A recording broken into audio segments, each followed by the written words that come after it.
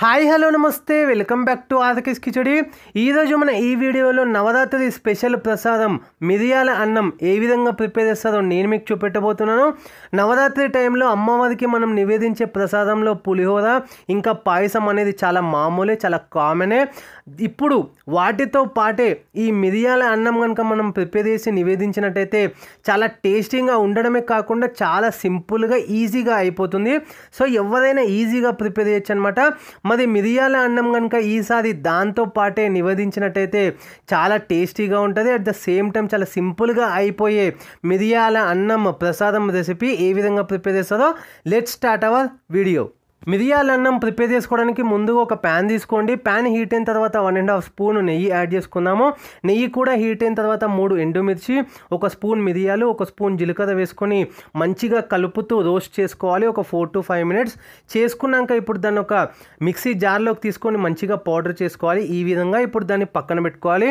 Next process same అదే pan తీసుకోండి, ఒక 1 స్పూన్ నెయ్యి యాడ్ చేసుకొని ఇంకొక 1.5 స్పూన్ ఆయిల్ కూడా యాడ్ చేసుకున్నాక ఒక 1/2 స్పూన్ జీలకర్ర, ఆవాలు 1/2 స్పూన్, ఎండుమిర్చి 2 మీడియం సైజువి, మినపప్పు 1 స్పూన్, శనగపప్పు 1 స్పూన్, ఇంగువ 1/2 స్పూన్, కాజు చిన్నగా కట్ చేసుకున్న పీసెస్ ఒక 1 to 1.5 స్పూన్, లేదంటే ఒక 3-4 కాజు చిన్నగా కట్ చేసుకున్నవి, ఒక 1 స్పూన్ పల్లీలు వేసుకున్న తర్వాత మంచిగా కలుపుతూ ఒక 4 to 5 మినిట్స్ మనం మంచిగా రోస్ట్ చేసుకోవాలి అన్నమాట। రోస్ట్ చేసుకునేటప్పుడే మనం మధ్యలో కరివేపాకు ఒక రెమ్మ, పచ్చిమిరపకాయలు పెద్దగా అయితే 1, మీడియం సైజ్ అయితే 2 చిన్నగా కట్ చేసుకున్న పచ్చిమిర్చి కూడా ఇందులో యాడ్ చేసుకోవాలి। అవన్నీ మంచిగా కలుపుతూ రోస్ట్ చేసుకోవాలి మంచిగా ఒక 4 to 5 మినిట్స్ అయిపోయిన తర్వాత ఇప్పుడు ముందే మనం ప్రిపేర్ చేసి పెట్టుకున్న మిరియాల పొడి ఇందులో యాడ్ చేసుకుందాము। మిరియాల పొడితో పాటు సాల్ట్ టేస్ట్కి తగ్గట్టుగా సాల్ట్ కూడా యాడ్ చేసుకున్న తర్వాత ఇప్పుడు పసుపు ఒక చిటికెడు యాడ్ చేసుకొని మంచిగా అది మిక్స్ చేసుకోవాలి। ఆ స్పైసెస్ అంతా కూడా ఒకసారి బాగా మిక్స్ అయ్యే విధంగా మంచిగా ఒక 1-2 మినిట్స్ మంచిగా మిక్స్ చేసుకోవాలి। మిక్స్ చేసుకున్న తర్వాత ఇప్పుడు మనం ముందే ప్రిపేర్ చేసి పెట్టుకున్న రైస్ అన్నం ఏదైతే ఉందో 1 కప్పు అన్నము ఇందులో యాడ్ చేసుకోవాలి। అన్నము కూడా యాడ్ చేసుకున్న తర్వాత మంచిగా మిక్స్ చేయాలి।